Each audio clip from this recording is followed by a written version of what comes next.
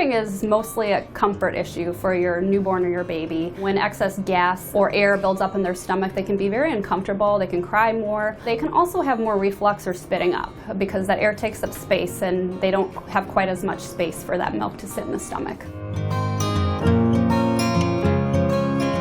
We recommend, if you're breastfeeding, to burp in between breasts when you're offering them breast for breastfeeding. If you're bottle feeding, actually about every 1 to 2 ounces is appropriate.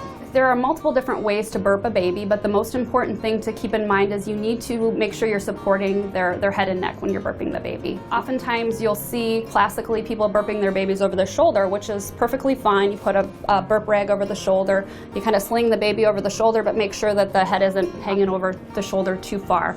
And then patting until you feel or hear the release of gas in the burp. Another nice way to do it is in your lap with your baby sitting in your lap, but you also once again need to support them usually around the jaw area to help keep their head up and not slumped over. So you can sit them sideways and pat them on the back, and it's a good way of being able to visualize your baby's face and whether or not they're spitting out with their burping.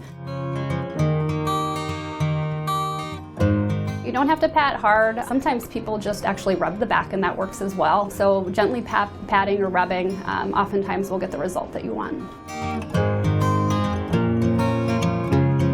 Every baby's a little different. If they're still fussy after feeding at 6 months, then I'd probably continue on with the burping. But once babies get to hold themselves upright a little bit more, then they're more likely to be able to relieve that gas on their own because they're able to move around more independently, and the movement and being upright helps them release that gas.